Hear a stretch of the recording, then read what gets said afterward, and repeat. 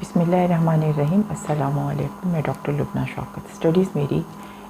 Social sciences के field education में। मेरे कई स्टूडेंट्स ने मुझसे रिक्वेस्ट की है कि मैं उन्हें एग्ज़ाम की प्रिपरेशन और एग्ज़ामिनेशन पेपर को अटेम्प्ट करने का जो तरीक़ाकार है उसके बारे में कुछ टिप्स और स्ट्रेटजीज़ बताऊं। तो मैं कुछ ऐसी टिप्स और स्ट्रेटजीज़ बताना चाहती हूँ जो कि जनरली मेरे स्टूडेंट्स के भी काम आ सकती हैं और तमाम स्टूडेंट्स जो वेदर किसी भी सब्जेक्ट में हैं वो भी इन जनरल टिप्स से फ़ायदा ले सकते हैं। मैं एग्ज़ाम की तैयारी और एग्ज़ाम में पेपर को अटेम्प्ट करने का जो तरीक़ाकार है इसको दो हिस्सों में तकसीम करके आपको बताऊंगी। सबसे पहले जो मैं बात करूंगी वो एग्ज़ाम की तैयारी के बारे में है। एग्ज़ाम की तैयारी के लिए सबसे पहला स्टेप जो कि स्टूडेंट को सबसे पहले जो चीज़ सोचनी चाहिए वो ये है कि स्टूडेंट को सबसे पहले एक इरादा करना चाहिए, एक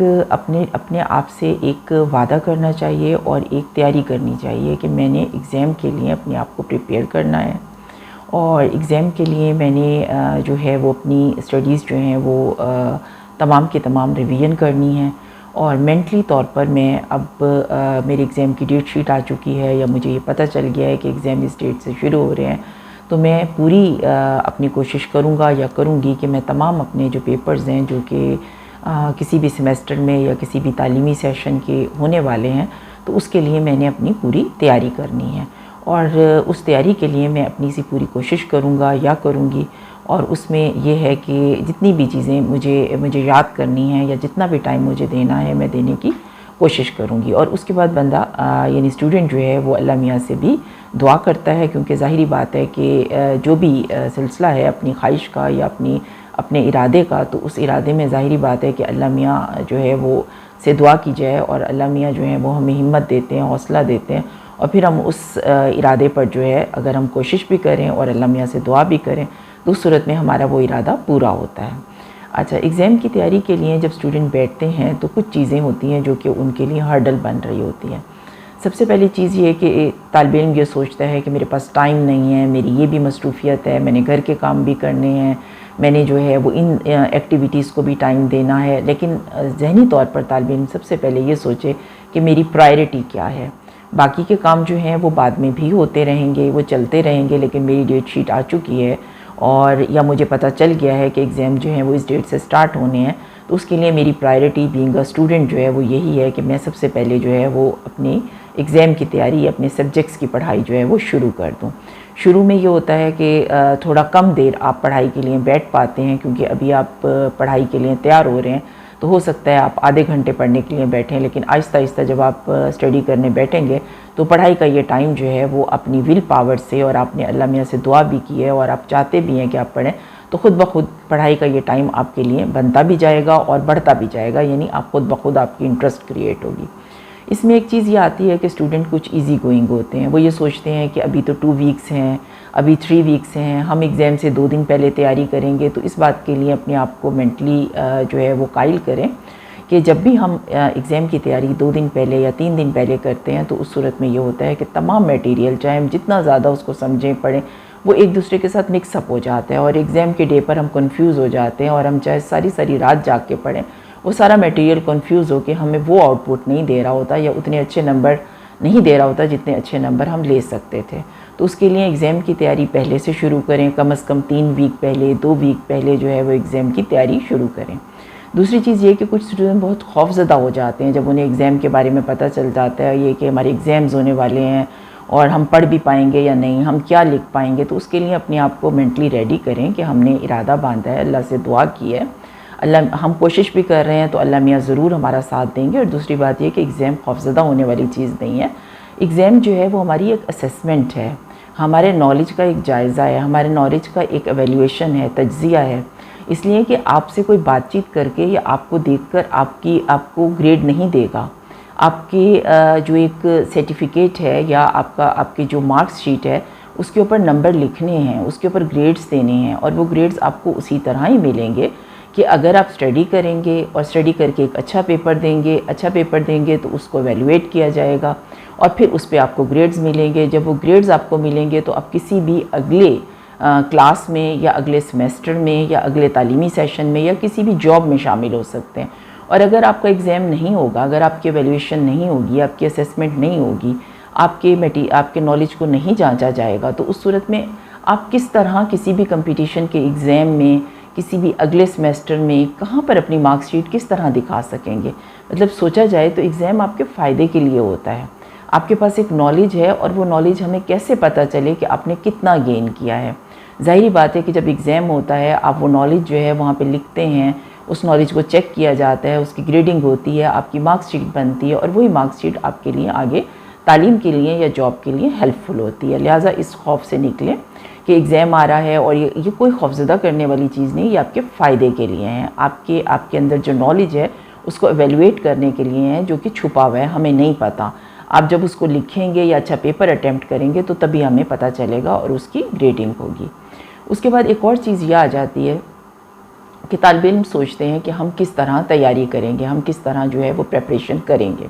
अच्छा, प्रेपरेशन करने के लिए जो मेन चीज़ है, सबसे पहला है टाइम प्लान। टाइम प्लान आप इस तरीके से बनाएं, से फॉर एग्ज़ाम्पल आपके 5 सब्जेक्ट्स हैं, आपके पास 2 वीक्स हैं। बेहतर तो ये है कि आप 2-3 वीक्स पहले ही तैयारी शुरू कर दें, लेकिन से आप यूँ समझ लें आपके पास 2 वीक्स हैं या आपके पास 3 वीक्स हैं, तो उन वीक्स को आप जो है वो डेज़ में डिवाइड कर लें। अब जैसे अगर आप देखें कि आपके पास 2 वीक्स हैं, से आप यूँ कह सकते हैं कि आपके पास जो है वो 14 डेज़ हैं, ठीक है। तो 14 डेज़ की सूरत में आप यूँ कर सकते हैं कि आपके पास कम टाइम है। अगर आप कहें कि आपके पास 3 वीक्स हैं तो उस सूरत में आपके पास 21 डेज़ होंगे, ठीक है। अब ये आपके ऊपर डिपेंड करता है, जब से आप तैयारी शुरू करें तो बेहतर है कि आप 3 वीक्स पहले शुरू कर लें, तो आपके पास 21 डेज़ जो है वो मौजूद होंगे। तो मैं आपको 21 डेज़ के हिसाब से प्लान बना देती हूँ। बाकी ये कि जितना टाइम आपके पास है, आप जितनी पहले तैयारी शुरू कर रहे हैं उसको आप अपने हिसाब से डिवाइड कर सकते हैं। से 21 डेज़ में आपके पास 6 सब्जेक्ट्स हैं, ठीक है। आप 6 भी हो सकते हैं और 5 भी हो सकते हैं। अगर 5 सब्जेक्ट्स हैं तो 5 के हवाले से अगर आप 5 को 4 से डिवाइड करें तो 20 डेज़ आपके बन जाते हैं। तो इसका मतलब ये हुआ कि अपने 5 सब्जेक्ट्स में हर सब्जेक्ट को आप 4 डेज़ दे सकते हैं, ठीक है ना। इसी तरह अगर आपके पास 6 सब्जेक्ट्स हैं तो 6 को अगर 3 से मल्टीप्लाई करें, या 6 को जो है वो आप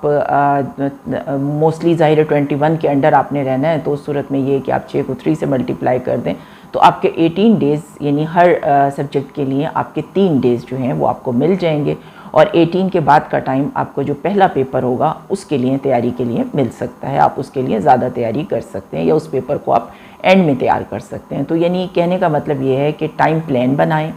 और टाइम प्लान में अपने सब्जेक्ट्स के हवाले से जितना पहले आपने तैयारी शुरू की है डेज़ काउंट कर लें, और हर सब्जेक्ट के हवाले से उन डेज़ को जो है वो उनके ऊपर डिवाइड कर दें, और फिर जो टाइम निकले उस टाइम में हर सब्जेक्ट को वो टाइम दें। 3 डेज़ का भी हो सकता है, 4 डेज़ का भी, 5 डेज़ का भी हो सकता है। अच्छा, इसके बाद ये कि जो डेज़ आपके पास आ जाएं, उसके बाद उस प्लान के मुताबिक जो सब्जेक्ट्स आपको सबसे ज़्यादा इंटरेस्टिंग लगता है और सबसे ज़्यादा इजी लगता है उसकी तैयारी पहले शुरू कर दें, ठीक है। और जो सब्जेक्ट थोड़े कॉम्प्लिकेटेड या मुश्किल लगते हैं उनको ज़रा बाद में तैयार करें। इसमें ये टिप होती है साइकोलॉजिकल कि कोई एक सब्जेक्ट जो आपको इंटरेस्टिंग लगता है और आसान लगता है, उसकी वजह से आप स्टडी करने बैठेंगे, स्टडी के लिए इंटरेस्ट क्रिएट करेंगे, आपका माइंड जो है वो पढ़ाई की तरफ आमादा हो जाएगा। और जब आपका माइंड बन जाएगा तो जब इजी और इंटरेस्टिंग सब्जेक्ट की तैयारी कर ली है तो उसके बाद उससे ज़रा जो थोड़ा मुश्किल है उसकी तैयारी कर लें, उसके बाद उससे आगे की, और आहिस्ता आहिस्ता आपको स्टडी करने की, बैठ के पढ़ने की और चीज़ों के लिए अपने जहन को तैयार करने की और टाइम निकालने की आदत पड़ जाएगी। फिर आप मुश्किल जो एंड में है उसको भी कवर कर लेंगे। अच्छा, स्टडी करने का तरीका ये है कि आप तमाम जो आपके पास मटेरियल है, जो प्रिंटेड फॉर्म में है या वीडियो की फॉर्म में है या आप कोई ऑडियो है आपके पास, आप उस तमाम मटेरियल को सामने रखें। और अगर प्रिंटेड मटेरियल है तो उसमें यह कि एक कच्ची पेंसिल जिसके साथ इरेज़र लगा हुआ हो और एक शार्पनर। आमतौर पर इरेज़र आप अलग भी ले सकते हैं, लेकिन कच्ची पेंसिल के साथ अगर लगा हो तो आपको बार बार इरेज़र नहीं ढूंढना पड़ता, और एक शार्पनर और एक अपना पेन या अपना बॉल पॉइंट अपने पास रखें। अच्छा, जो मटेरियल है जो आप ऑडियो पे सुन रहे हैं, वीडियो पे सुन रहे हैं, उसके पॉइंट्स बनाना शुरू कर दें। आपने ये समझा इसके ये पॉइंट्स हैं, उसका कंसेप्ट क्लियर कर लें कि ये क्या चीज़ है, और उसके बाद उसके पॉइंट्स बनाते जाएं। इसी तरह अगर आपके पास नोट्स हैं या आपके पास प्रिंट मटेरियल है तो उसमें भी उसको समझते जाएं और उनके पॉइंट्स बनाते चले जाएं, ठीक है। जहाँ पर आपको लगे कि कोई डेफिनेशन आ रही है, कोई टाइप्स हैं और कोई करैक्टरिस्टिक्स हैं, कोई इम्पॉर्टेंस है, कोई सन है, कोई जो है वो किसी किस्म का कॉन्क्लूजन या एंड हो रहा है, या उसकी ब्रीफ समरी आ रही है, तो उस सूरत में ये कि आप उन चीज़ों को जो है वो डबल अंडरलाइन करके या अंडरलाइन करके अपने पास रख लें। अंडरलाइन करने का मतलब ये है कि एक तो आपने जो मटेरियल समझा या जो मटेरियल जो है वो अपने नोट से पढ़ा, ऑडियो या वीडियो से समझा, उसको समझने के बाद आपने पॉइंट्स में नोट करना शुरू कर दिया। जो पहली जो डेफिनेशंस हैं उनको अंडरलाइन कर लें, जो करैक्टरिस्टिक्स हैं किसी चीज़ की उसको अंडरलाइन कर लें, जो टाइप्स हैं उनको अंडरलाइन कर लें, कहीं पे रेयर आ रहा है उसको अंडरलाइन कर लें, या कहीं पे किसी साइंटिस्ट या साइकोलॉजिस्ट या सोशियोलॉजिस्ट का नाम है जो कि आपके सब्जेक्ट के हवाले से इम्पॉर्टेंट है, उसको अंडरलाइन कर लें। ये इस वजह से आप अंडरलाइन करते जा रहे हैं कि ये वाले सवाल आम तौर पर ये चीज़ें MCQs या शॉर्ट आंसर में पूछी जा रही होती हैं। तो अगर आपने अंडरलाइन कर लिए हैं तो इनको जब आप शॉर्ट पॉइंट्स आपने बना लिए हैं, चैप्टर वाइज आपने शॉर्ट पॉइंट्स बनाने हैं। चैप्टर वाइज पहले चैप्टर की ऑडियो वीडियो या आपके पास प्रिंट मटेरियल है उसको पढ़ते जाएं, उसके पॉइंट्स जो है वो शॉर्ट एक पेज पर कोशिश करें कि आ जाएं, और जहाँ डेफिनेशन, करैक्टरिस्टिक्स, टाइप्स, मेन चीज़ें आ रही हैं इस किस्म की, उनको अंडरलाइन करते जाएं। एक चैप्टर का बना लें, फिर दूसरा, तीसरा, चौथा, पाँचवा, जितने चैप्टर हैं उन सब चैप्टर्स को समझें, पढ़ें, और उनको जो है वो शॉर्ट नोट्स उनके बना लें या शॉर्ट पॉइंट्स बना लें, और पॉइंट्स में लिखें तो ज़्यादा अच्छा है, क्योंकि पॉइंट्स आपको बता देते हैं कि ये एक पॉइंट है, ये दूसरा है या तीसरा है, यानी हर पॉइंट दूसरे से डिफरेंट होने की वजह से पॉइंट्स की सूरत में आपके लिए ईजी होता है समझना, और हर पॉइंट में जो इम्पॉर्टेंट बात है उसको भी अंडरलाइन करें ताकि आपको एक ग्लांस में, एक नज़र डालते ही समझ आ जाए कि यहाँ क्या लिखा है। तो 5 चैप्टर्स के लिए 5 शॉर्ट नोट्स तैयार हो जाएंगे, और उसमें जो टाइप, करैक्टरिस्टिक्स और मेन चीज़ें हैं वो अंडरलाइन है। तो जब आप उनको अंडरलाइन को देखेंगे तो आपको पता होगा कि ये ज़्यादा इंपॉर्टेंट चीज़ें हैं, ठीक है। इस तरह आप अपने 5 या 6 सब्जेक्ट्स के लिए शॉर्ट नोट्स बना लें, और बाकायदा 3 दिन 4 दिन जो डिवीज़न हुई है टाइम की, वो टाइम आप दें, ठीक है। उसके बाद जब आपकी डेट शीट आ जाती है, तो जो आपका पेपर इस तरह का है, डेट शीट आपकी आती है, तो जो पेपर आपका इस अंदाज़ में है या इस तरह का है जो सबसे पहले है, तो उसको, जो पेपर अगर आपको पहले पता कि चल गया है कि ये सबसे पहले है, तो आप उस सूरत में ये कि उस पेपर को सबसे पहले भी तैयार कर सकते हैं अगर आपके लिए वो इंटरेस्ट का बाइस है, आपके लिए ईजी है। लेकिन अगर आपके लिए मुश्किल है तो उसको आप एंड में भी रख सकते हैं, और जब डेट शीट आती है और वो पेपर जो है वो जब है और वो साथ ही आपने एंड में तैयार भी किया है, तो उस सूरत में दोनों चीज़ें जो हैं वो साथ मिल जाएंगी। आपके एंड के पेपर की तैयारी, यानी ये वही पेपर है जो कि डेट शीट में पहला भी है, तो उस सूरत में आप इसको ज़्यादा टाइम भी दे सकते हैं और आप इसकी तैयारी भी कर सकते हैं। अच्छा, बाज़ स्टूडेंट्स होते हैं जो अलग बैठ के तैयार करना चाहते हैं, ख़ुद से अलग पढ़ना चाहते हैं। कुछ स्टूडेंट्स होते हैं कि वो 2 स्टूडेंट्स एक दूसरे से डिस्कस करके पढ़ना चाहते हैं। कुछ स्टूडेंट्स होते हैं जो कि ग्रुप बना के 3, 4, 5 पढ़ना चाहते हैं। आपकी जो हैबिट है, जिस तरह पढ़ने की हैबिट है, आप उस तरह पढ़िए, ठीक है। लेकिन ज़्यादा बेहतर होता है अगर आप पहले अकेले बैठ के पढ़ें, चीज़ को समझें, शॉर्ट नोट्स बना लें, और एक चैप्टर के नोट्स बना लिए या आपने अपनी एक सब्जेक्ट के नोट्स बना लिए 5 या 6 चैप्टर्स के, और उसके बाद अब अपने किसी फ्रेंड के साथ डिस्कस कर लें। तो डिस्कशन में ये होता है कि कई चीज़ें जो झोल, खामियां या क्लियर नहीं होती वो एक दूसरे को आप बता सकते हैं, ठीक है। और ये आप 2 स्टूडेंट भी ऐसे डिस्कशन कर सकते हैं, एक सब्जेक्ट की तैयारी के बाद फिर दूसरे सब्जेक्ट की तैयारी के बाद फिर तीसरे, आप चाहें तो 3 स्टूडेंट्स भी कर सकते हैं, 4 भी और 5 भी कर सकते हैं। लेकिन इस चीज़ में इस बात का ख़ास ख्याल रखें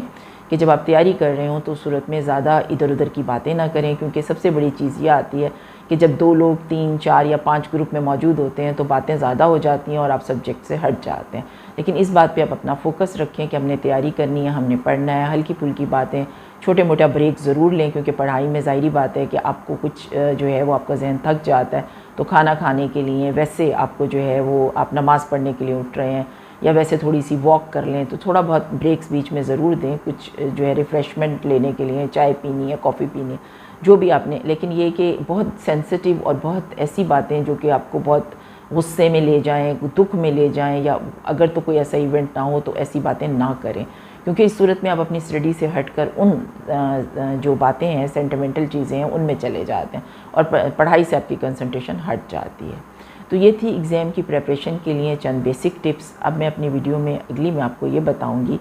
कि आपने एग्ज़ामिनेशन में किस तरीके से पेपर अटैम्प्ट करना है। उसमें मैं डिवीजन्स की सूरत में बताऊंगी कि MCQs किस तरह अटैम्प्ट करने हैं, शॉर्ट आंसर कैसे अटैम्प्ट करने हैं, और जो लॉन्ग क्वेश्चंस होते हैं वो किस तरह अटैम्प्ट करते हैं। थैंक यू वेरी मच आपके टाइम का, आपकी तवज्जो।